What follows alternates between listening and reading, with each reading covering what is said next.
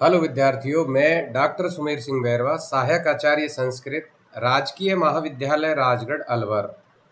मैं आज बीए पाठ द्वितीय वर्ष के जो विद्यार्थी हैं उनके लिए मैं आज जो उनका द्वितीय प्रश्न पत्र है, नाटक छंद एवं अलंकार, उस नाटक छंद अलंकार नामक जो उनका प्रश्न पत्र है और उसमें जो उनका नाटक पाठ्यक्रम में निर्धारित किया गया है, उस नाटक का नाम है अभिज्ञान शाकुंतलम।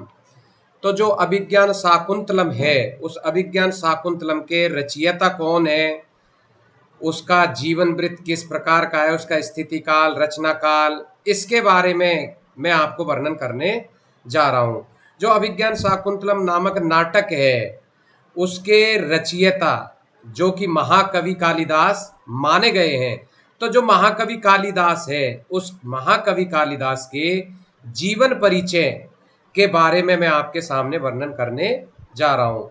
तो यदि ये जीवन परिचय से संबंधित आपके प्रश्न पत्र में यदि प्रश्न आता है तो उसका व्यक्तित्व है, उसका कृतित्व है, वो भी हम आसानी से लिख सकते हैं। तो मैं आज सिर्फ आपको कालिदास का जो जीवन परिचय है, उस जीवन परिचय के बारे में वर्णन करने जा रहा हूं। देखिए, जो महाकवि कालिदास है, महाकवि कालिदास का नाम सभी ने सुना होगा। इस महाकवि कालिदास का जो जीवन वृत्त है, वह जीवन वृत्त एक तरह से कई शताब्दियों से लोग बाग विद्वान इन पर शोध किए जा रहे हैं, लेकिन परंतु आज तक भी इसमें ऐसे कोई ठोस प्रमाण उपलब्ध नहीं हुए हैं जिससे कि इनके संबंध में प्राचीन और अर्वाचीन जो विद्वान हैं उनमें एक मत बना हो। तो इसका कारण यह भी है कि महाकवि कालिदास ने अपनी स्वयं के द्वारा जो रचना लिखी गई है, उन रचनाओं में भी ऐसा कोई उल्लेख नहीं किया गया है कि जिसके कारण उनके जन्म स्थान का, कार्य स्थान का, समय, कहीं पर भी कृतियों में ऐसा कोई उल्लेख नहीं है जिससे हम उसका मालूम कर सकते हैं कि उनका जीवन वृत्त क्या है, उसका निवास स्थान क्या है। तो ऐसा कहीं भी कोई उल्लेख नहीं किया गया है जिससे हम उनका पता लगा सकते हैं। तो इनका जो ऑथेंटिक रूप से या जो औपचारिक रूप से वो जीवन परिचय या निवास स्थान, उसके बारे में हम नहीं कह सकते, लेकिन कुछ किंवदंतियां हैं जो किंवदंतियों के आधार पर एक तरह से बताया जा सकता है। अब किंवदंतियां इस प्रकार की मानी जाती है कि जो महाकवि कालिदास है, उन किंवदंतियों में बताया है कि वो बाल्यकाल में एक बड़े ही महामूर्ख व्यक्ति थे और वो जंगलों में घूमते रहते थे तथा गाय चराकर अपना जीवन यापन करते रहते थे। तो एक बार क्या होता है कि महाराज विक्रमादित्य जो उज्जैन के राजा थे, उससे जो वहां के विद्वान थे या राज्यसभा के मंत्री आदि थे, वो कुछ विद्वान उस महाराज विक्रमादित्य से असंतुष्ट थे।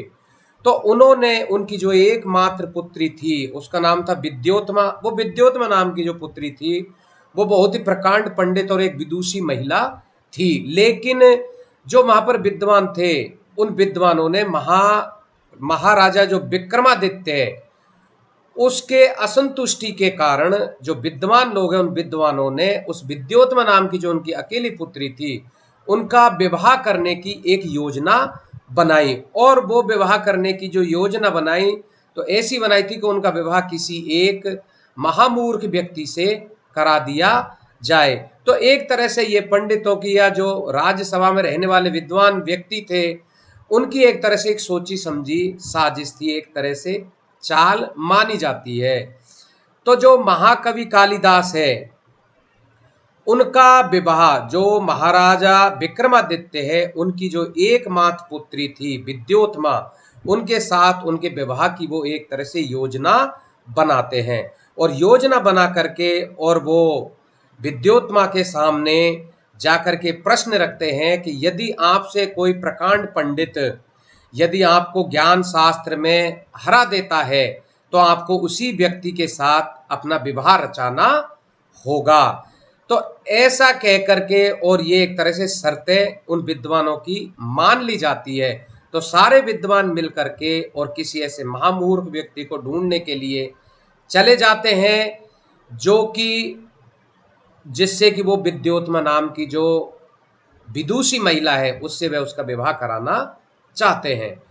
तो जब वो ढूंढने उसको जाते हैं तो आगे देखते हैं कि एक व्यक्ति उनको ऐसा मिलता है कि जो जिस पेड़ पर, जिस डाली पर बैठा हुआ है, जिस पेड़ की डाली पर बैठा हुआ है, और उसी डाली को वो काट रहा है।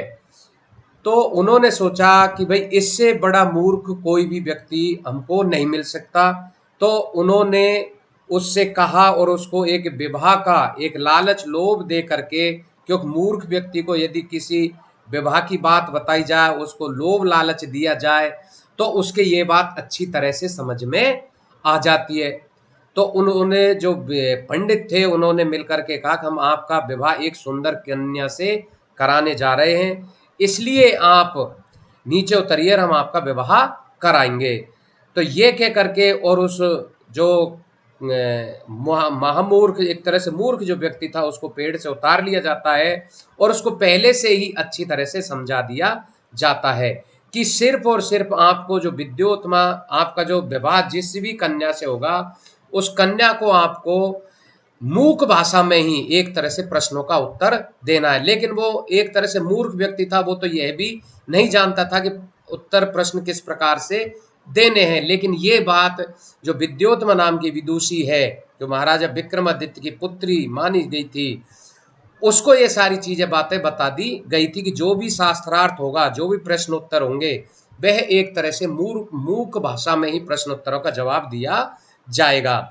तो वो सारे मिलकर के महाकवि कालिदास को उस राज्यसभा में विद्योत्मा के सामने शास्त्रार्थ खेलने के लिए प्रकट कर देते हैं। तो जब उसको प्रकट कर दिया जाता है, तो जो विद्योत्मा नाम की जो विदुषी है, पहले उसको प्रश्न पूछना प्रारंभ करती है, जबकि विद्वानों के द्वारा इस बात को पहले ही बता दिया गया था कि जो भी प्रश्न जवाब शास्त्रार्थ किए जाएंगे वो मूक भाषा में ही किए जाएंगे। उनका जवाब बाद में पंडितों के द्वारा उनका अर्थ एक तरह से बताया जाएगा, उनका एक तरह से विचार विमर्श किया जाएगा। तो इस प्रकार से हम शास्त्रार्थ के लिए एकत्रित हो जाते हैं और एक तरफ कालिदास को, जो महामूर्ख व्यक्ति की श्रेणी में वो आते थे, उसको खड़ा कर दिया जाता है और उसके सामने ही जो विद्योत्मा नाम की विदुषी है उसको भी खड़ा कर दिया जाता है। अब विद्योत्मा उससे एक तरह से प्रश्न पूछती है, और प्रश्न क्या पूछती है कि वो उसकी ओर एक तरह से जो अपना हाथ है, वो हाथ का पंजा उसको दिखाती है कालिदास को। लेकिन वो महामूर्ख प्राणी था, तो वो अपनी इस बात को सोचता है कि ये मेरे एक तरह से थप्पड़ मारेगी या मेरे झापट मारेगी। तो जो कालिदास है वो सोचता है कि यदि ये मेरे झापट मारेगी या थप्पड़ मारेगी, तो महाकवि कालिदास ने भी अपना एक घूंसा जो होता उसको दिखा दिया कि यदि आप मेरे झापट मारोगे, थप्पड़ मारोगी, तो मैं भी आपके घूंसा मारूंगा। तो पहले जो प्रश्न था, पहला प्रश्न जो थप्पड़ मारने का, एक तरह से विद्योत्मा के, हालांकि वो उसका एक तरह से अर्थ नहीं था, विद्योत्मा ने पूछा था कि इस पृथ्वी पर, मतलब इस ब्रह्म में 5 प्रकार के तत्व माने गए हैं, क्षिति जल पावक गगन समीरा, जो 5 तत्व इस प्रकृति में माने गए हैं। तो जो महाकवि कालिदास है उसका एक तरह से वो घूंसा बनाना, उसका अर्थ जब पंडितों ने उसको बताया था कि भाई जो 5 तत्व है, ये 5 तत्व मिलकर के एक पंच तत्व से बना है, जो कि एक साथ एक दूसरे से मिले हुए है, इन्हीं से ही एक तरह से सृष्टियों की रचना हुई है। तो इस प्रकार से पहले प्रश्न के अंदर महाकवि कालिदास जो है एक तरह से जीत जाता है शास्त्रार्थ में, और विद्योत्मा भी उस पहले प्रश्न में एक तरह से हार जाती है। विद्योत्मा वापस दूसरा प्रश्न करती है और उसके जो महाकवि कालिदास है, उस कालिदास की तरफ 2 उंगली एक तरह से वो कर देती है, और 2 उंगली करने के बाद वो क्या नाम है, उनका अर्थ कहने का तात्पर्य होता है कि ये जो 2 उंगली, उसका तात्पर्य होता है कि ये जो प्रकृति है या जो संसार है, वह प्रकृति और पुरुष 2 तत्वों से मिलकर के बना है। ये दोनों तत्व आपस में मिलकर के ही सृष्टि का एक तरह से निर्माण करते हैं। तो फिर वो जो महाकवि कालिदास है वो उसका जवाब सोचता है और वो बताता है। वो विद्योत्मा की भाषा में सोचता है कि यदि ये मेरी दोनों आंखें ये 2 उंगली कर रही है तो कहने का मतलब ये दोनों मेरी आंखें फोड़ना चाहती है। तो वो उसकी ऊपर और 1 उंगली अर्थात कर देता है। सॉरी, ये एक तरह से, दूसरी तरह से वो उसकी तरफ 1 उंगली करती है। कौन? विद्योत्मा। विद्योत्मा जब उसकी तरफ 1 उंगली दिखाती है तो सोचता है कि ये ईश्वर एक है। तो फिर वो जो महाकवि कालिदास है, वो महाकवि कालिदास उसकी ओर दोनों उंगली कर देता है। और दोनों उंगली करने का तात्पर्य होता है, विद्वान व्यक्ति ये कहते हैं कि भाई जो ईश्वर एक है, वह प्रकृति और पुरुष से, जो दोनों से मिला करके जिसकी उत्पत्ति हुई है, वो एक तरह से प्रकृति और पुरुष 2 तत्वों से जाना जाता है। तो इस प्रकार से ये किंवदंती एक तरह से मानी गई है। तो यहाँ पर दोनों प्रश्नों के अंदर विद्योत्मा हार जाती है और जो कालिदास जो मूर्ख प्राणी था वो उसमें जीत जाता है पंडितों की सोची समझी चाल से। और जीत करके उस विद्योत्मा नाम की जो महाराज विक्रमादित्य की जो पुत्री थी उसका एक तरह से विवाह करा दिया जाता है। और विवाह कराने के बाद में जब वो एक रात्रि अपने घर पर, जब रात्रि को एक ऊष्ट्र शब्द का जब उच्चारण करने के लिए एक तरह से विद्योत्मा कहती है, तो वो उष्ट्र शब्द का सही भी उच्चारण नहीं कर पाते हैं और वो पत्नी से, जो विद्योत्मा है, उससे बहुत ही अपमानित होते हैं। और कालिदास उस अपमानित होने के कारण और योग्यता प्राप्त करने के कारण वो वहां से घर छोड़ करके निकल जाते हैं। फिर बताया जाता है कि अभी तो मेरा एक तरह से यहाँ से निकलना ही ज्यादा उचित है। और वो बताते हैं कि जो भगवती काली मानी गई है उसकी वे उपासना करते हैं और उपासना करने के बाद उनको कुछ ऐसा आशीर्वाद प्राप्त हुआ है जिसके कारण उसे कवित्व शक्ति उत्पन्न हो जाती है और एक बहुत बड़े कवि विद्वान बन करके और वो पुनः वापस घर पर लौटते हैं। तो जैसे वो घर पर लौटते हैं तो घर पर लौटने के बाद में वो कहता है, अनाव्रतम कपाट द्वारम देही, अर्थात महाकवि कालिदास है जो कि संस्कृत में आकर के ही कहता है कि अनाव्रतम कपाटम द्वारम देही, हे देवी दरवाजा खोलिए। इस वाक्य का उच्चारण कर वह अपनी पत्नी को स्वयं की योग्यता का एक तरह से परिचय उसके सामने प्रस्तुत करता है। उसी समय जो विद्योत्मा उससे कहती कि अस्ति कश्चित वाग विशेषः, अर्थात आपकी इस वाणी में ऐसी कश्चित वाग विषय, ऐसी मधुरता कहां से आ गई। तो उसको जब ये शब्द बोले थे तो महाकवि कालिदास ने इन तीनों शब्दों के माध्यम से ही अस्ति कश्चित और वाग विशेष जो शब्द है, इन शब्दों के माध्यम से ही उन्होंने 3 महाकाव्यों की अर्थात 3 काव्यों की रचना कर डाली। जिसमें जो पहला है अस्ति, अस्ति का प्रारंभ करके उन्होंने कुमार संभव नामक एक तरह से ग्रंथ की रचना कर दी। अस्त्युत्य उत्तरश्याम दिशि देवात्मा हिमालयो नाम नगाधिराजः पूर्वापरौ तोय निधिवागाः स्थितः पृथिव्याम इव मानदंडः। तो इस प्रकार से उसने इस श्लोक के माध्यम से पूरे के पूरे ही कुमार संभव महाकाव्य की रचना कर डाली। फिर दूसरा जो शब्द बोला था उन्होंने कश्चित, कश्चित जो महाकाव्य जो कश्चित शब्द है उसका प्रयोग उन्होंने महाकवि कालिदास ने मेघदूत नामक जो महाकाव्य उसमें उसका प्रयोग किया और उसमें लिखा उन्होंने, कश्चित कांता विरह गुरुणा स्वाधिकारात् प्रमतः सापे नास्तम गमित महिमा वर्ष भोग्यण भर्तु यक्षश्चक्रे जनक तनया स्नान पुण्योदकेषु स्निग्ध छाया तरसु वस्तिम राम गृहाश्रमेषु। तो इस कश्चित शब्द से मेघदूत नामक जो गीति काव्य माना जाता है उस गीति काव्य की रचना कर डाली। और फिर आता है उसका तीसरा जो शब्द बोला था वाग, वाग का मतलब है, वाग का मतलब वाणी। तो इस वाग शब्द से उन्होंने रघुवंश नामक जो महाकवि कालिदास का काव्य माना जाता है उस रघुवंश महाकाव्य की रचना उन्होंने कर डाली। उसका पहला श्लोक है, वागर्था विव संप्रक्तौ वागर्थम प्रतिपत्तये जगतः पितरौ वंदे पार्वती परमेश्वरौ। तो इस प्रकार से उन्होंने, महाकवि कालिदास ने, जो कि उनकी पत्नी के द्वारा जो शब्द बोले गए थे, अस्ति कश्चिद वाग विशेष, इन 3 शब्दों के माध्यम से 3 महाकाव्यों की रचना कर डाली।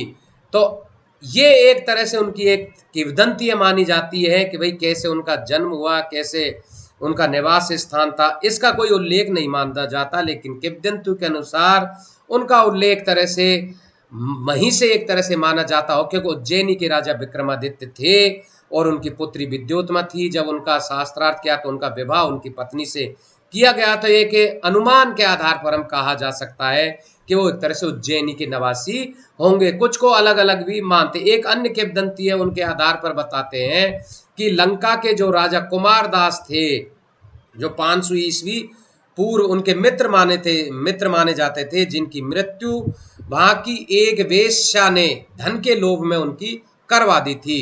उन्हीं मृत्यु को लंका में जो हुई थी, उससे कहा जाता है कि आज भी वहां पर कालिदास की समाधि बनी हुई है। तो ये भी एक तरह से किंवदंती मानी गई है।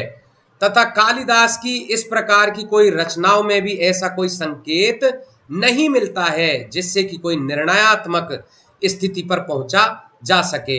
अब कालिदास की जो संख्या, जो रचनाओं की संख्या है, या कालिदास की 1 से लेकर के 6, उन्होंने जो 7 रचना, जो कृतियों की रचना की है, उनमें भी ऐसा कुछ पता अपन को नहीं चल पाता है जिसके कारण कि उसको पता लगाया जा सकता है। लेकिन किंवदंतियों के आधार पर ही उसको एक तरह से बताया जा सकता है कि वो कहाँ के निवासी होंगे।